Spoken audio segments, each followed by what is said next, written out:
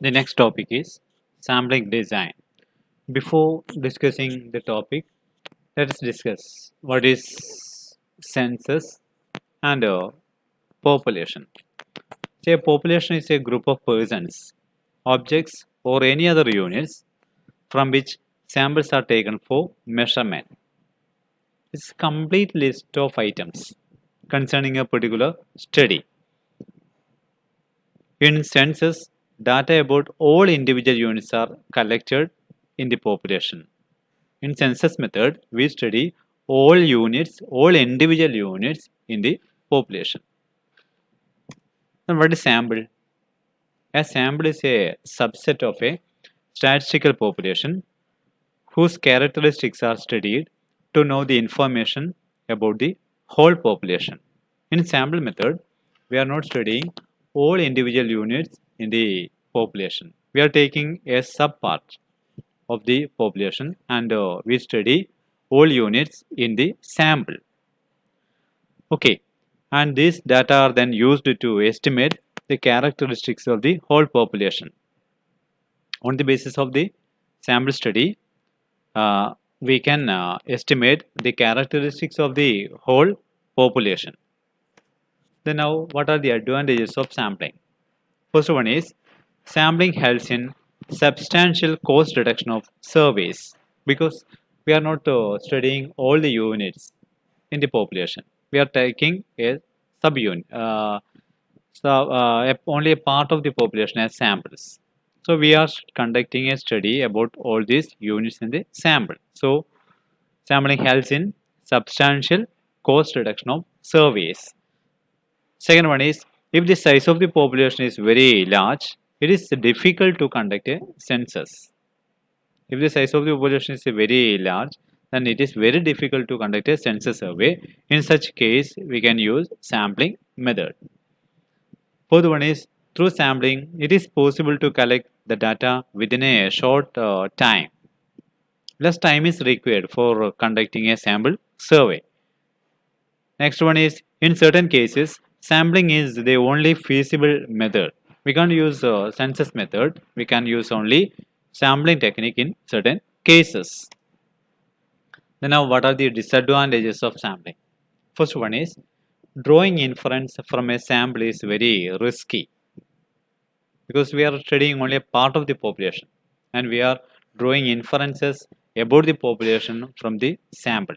So it is very risky. Second one is the inferences drawn from a non-representative sample will be misleading and potentially dangerous. Another significant problem in sampling is to determine the size of the sample. So before selecting the sample, we have to decide the size of the sample. So the determination of the size of the sample is a very difficult task as far as the researcher is concerned. Then now what are the essentials of a good sample? First one, a sample must reflect the population accurately so that it is a representation of the population. Second one, a sample must be unbiased by the sampling procedure. Third one, a sample must be taken at random so that every member of the population has an equal chance of selection. We should use random method, then only every member of the population will get an equal chance of selection. Fourth one, sample must be sufficiently large but as economical as possible.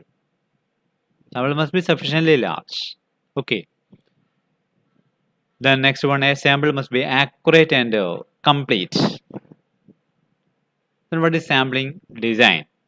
Sampling design is a design or a working plan that specifies the population frame, sample size, sample selection, and estimation method in detail. So, what is sampling design? Sampling design is a design which specifies the population frame, size of the sample, then the method used for sample selection, then estimation method, etc. Okay, that is called sampling design. Types of sampling design. Sampling designs are divided into two types. First one is probability sampling, or it is also known as random sampling. So what is probability sampling? If all the units of the population have a chance of being chosen in the sample, the sampling method is called random sampling or probability sampling.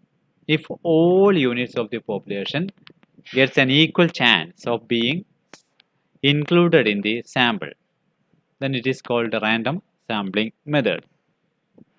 Second one is non-probability sampling or non-random sampling. In this sampling method, the probability of any particular unit of the population being included in the sample is unknown. That means each and every units of the population are not getting the equal chance of being included in the sample in non-random random sampling method.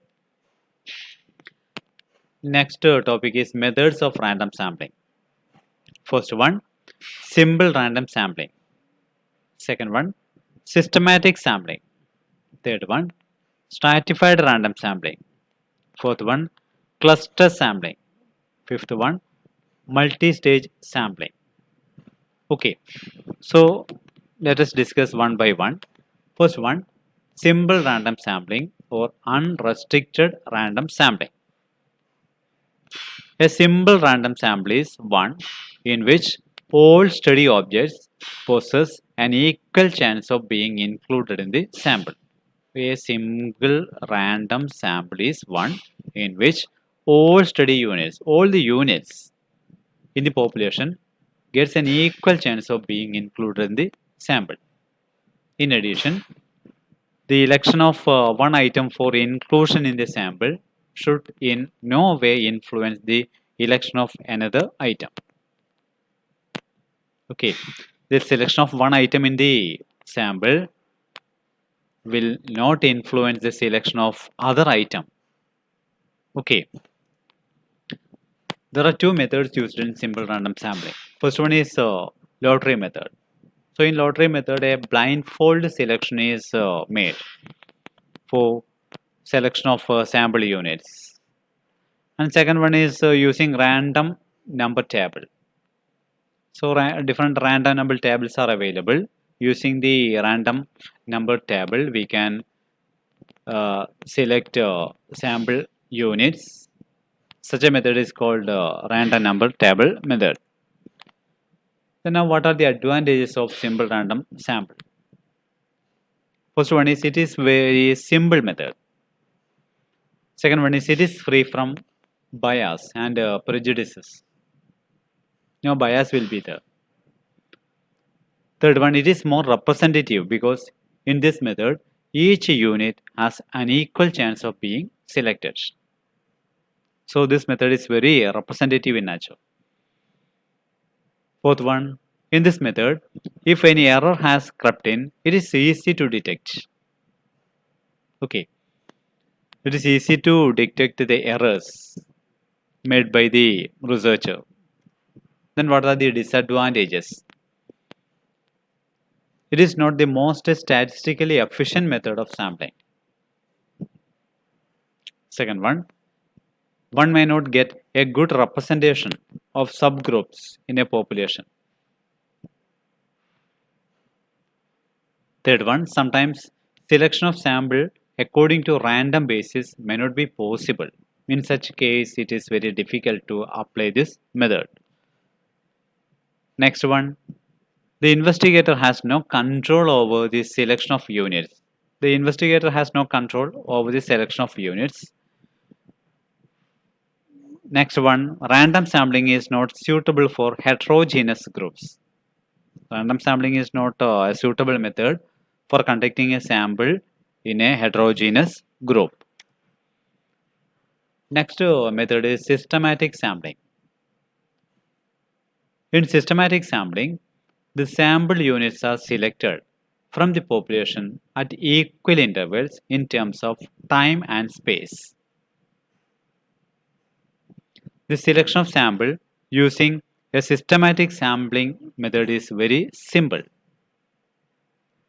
From a population n units, a sample of n units may be selected by using the following steps.